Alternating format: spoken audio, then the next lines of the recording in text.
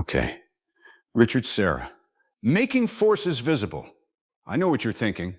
Tony, why are you presenting on a sculptor? Because genius recognizes genius. Also, I was assigned this, but mostly the genius thing. My name is Tony Stark, and for the next few minutes, you're going to learn why this guy, a man who worked with lead, steel, and raw gravity, belongs in the same conversation as anyone who's ever built something that made people stop and feel something. Let's go. Before I built the suit, I understood metal. Serra? Same deal. His father worked the shipyards in San Francisco. The man grew up around steel that was alive, moving, launching, under load. So when artists in the 60s were busy questioning everything static and safe about minimalism, Serra already knew the answer. Material isn't decoration, it is the content. He started throwing molten lead into the corners of rooms and letting the architecture become the mold. No schematics, no safety briefing. Just, what does this do? That's not reckless. That's engineering intuition.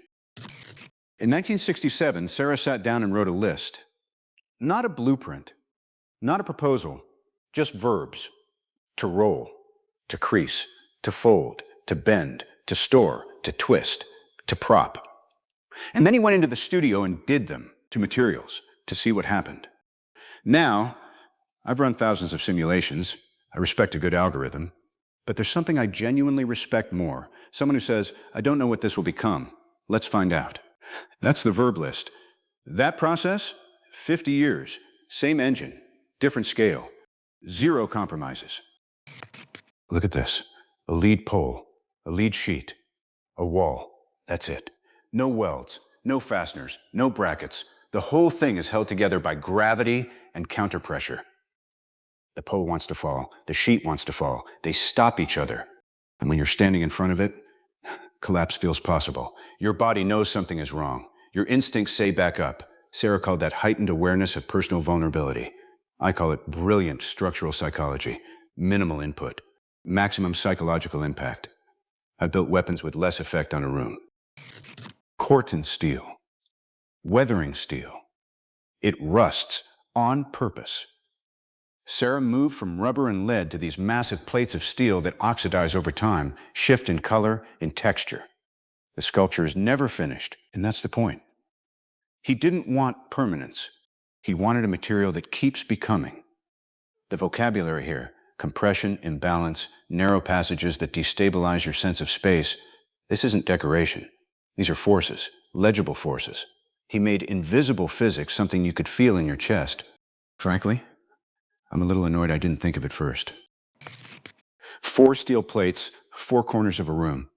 You walk in, the space compresses, you turn, it opens. You step back, it changes again. Serra said you can't understand it from a single viewpoint. Movement is required. He drew sequential views as he walked, using his own body as a measuring instrument. Memory is a design tool. Now I process environments in 3 dimensions in real time with about 14 sensors running simultaneously. But this guy did it with a sketchbook and 4 rectangles of steel, and the result is still more interesting than most things I've walked into. Don't tell Pepper I said that. Okay, this is where it gets serious. The torqued ellipses, dia beacon, curved weathering steel plates that twist as they rise, so the inside and outside are completely different spatial experiences. To calculate the geometry, he had to use a shipyard-grade steel bending machine normally used for building battleships. I respect the scale of that problem. 30 models, computer modeling, fabrication specialists. And when you walk inside, disorienting. Bodily, you cannot hold it in a single image. You have to be there. You have to move. The same verb logic from 1967, just executed at the scale of architecture. Here's the part I actually mean. Serra models something I think about a lot, justifying form through experience rather than aesthetics. He doesn't design for how things look. He designs for what they do to a body, to your perception, to your sense of balance and safety. The verb list tells you, start with an action, not a vision. Let the material respond. Document the iteration. I can describe not only what a form is, but what it makes a viewer's body do. Hesitate, step back, lean in, reroute. That's not sculpture. That's engineering for human experience. No, and yeah, That resonates. And for the lawyers in the room? Sources, all 5. Brooklyn Rail Interview, Sculpture Magazine, Dia Art Foundation, SF MoMA, Whitney Museum. Everything I said, backed up. I always cite my work. Unlike some people who just blow things up and call it art. I'm kidding. Mostly.